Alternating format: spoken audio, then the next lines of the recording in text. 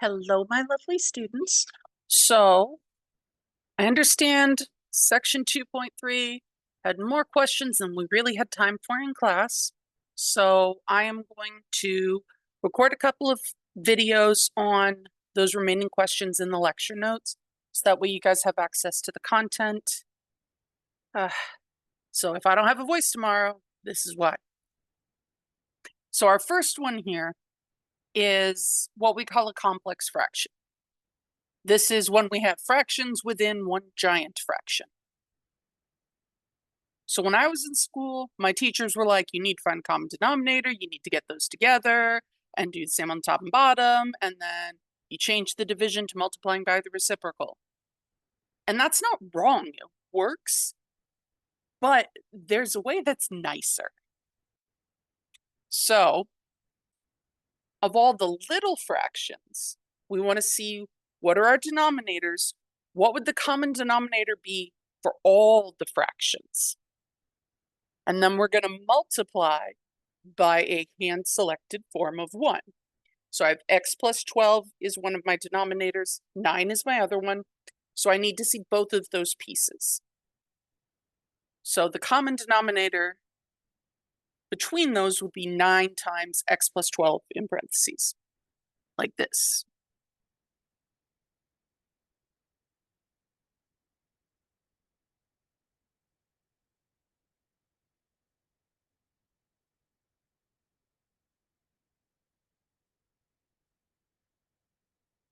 So because this is a complex fraction, we can cheat the process a little.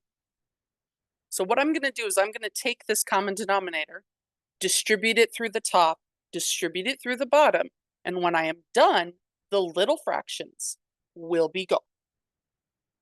So I love this step. It's so beautiful to see, and it's very frustrating when you're like, why didn't my teacher show you? She may not have known.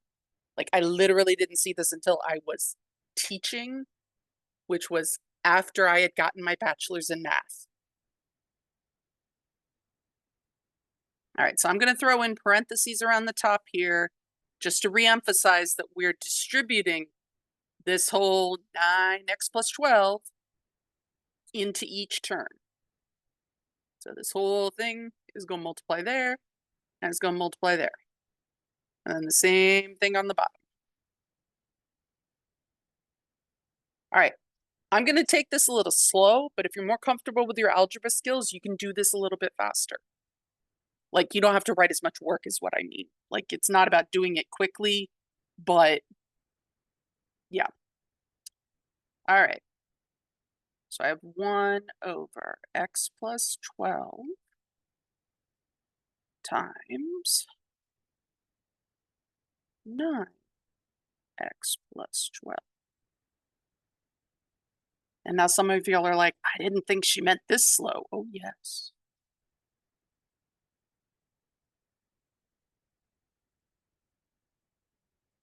And this is also when you realize that my 9s and my 5s look way too similar.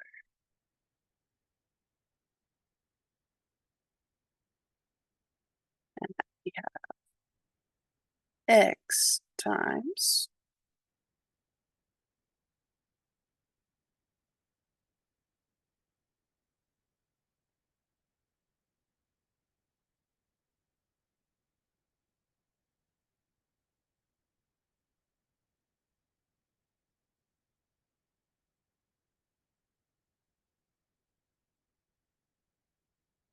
all right, now check it out. This x plus 12 and this x plus 12, gone. So the only thing left there is a 9, which hopefully we make look like a 9. Plus over here, I have 9 times x plus 12. Now let's kind of backtrack and remember, we're plugging in this weird negative 109, which when we add that to positive 109, get a 0 on the bottom. And in this section, like, if we got a 0 on the bottom, odds are we got 1 on top, because we haven't done infinite limits yet.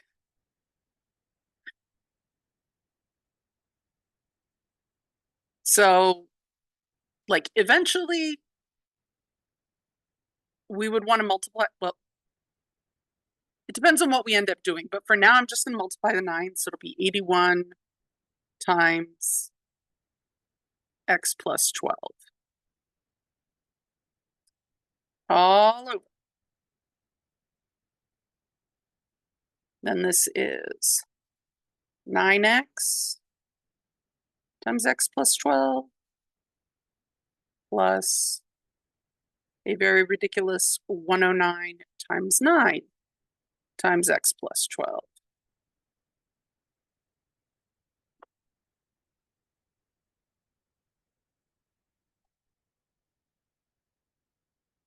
So now when we plug in the negative 109 over 9, it's not, like that doesn't zero out x plus 12. In fact, let's just type and figure out what that is. Divided by 9 plus 12 equals.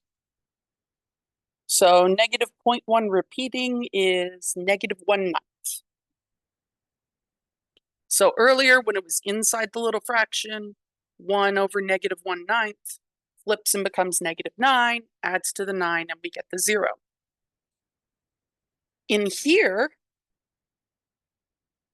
everywhere that we have x plus 12, when we plug in our number, we're going to get negative 1/9. And there are 9s all over the place to cancel with that. So we can now substitute our number, crunch it up, and see what we get. And this 110%, like, use your tools. So you can bracket around the top, brackets around, or, just more parentheses. I just visually like to see brackets when I already have parentheses. So it's like, these are different things. So when I'm counting at the end of a line, like how many was I supposed to see? I can clearly see it in my handwriting. All right, so I am going to crunch those in my weird way. So this will be 9 plus 81 times negative 1/9 over 9 times negative 109 over 9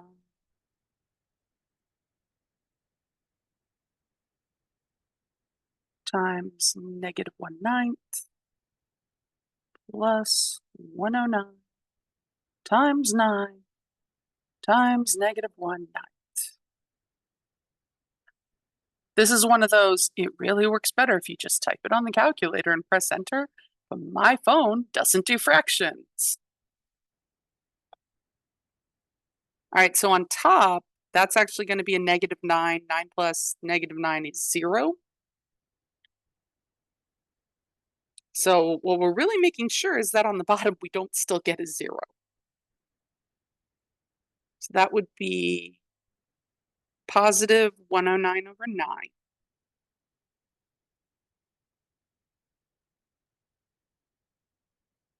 minus 109, not 0.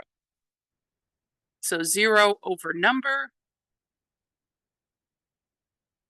is 0. Limit evaluated. This is also one of those, like, if you look at the graph, probably would have been more straightforward. But back in the day, we didn't have reliable graphing utilities, so we have all these algebraic ways to do the thing. It is good practice for the future. So I'm going to stop this one here, and then I'll do the next one.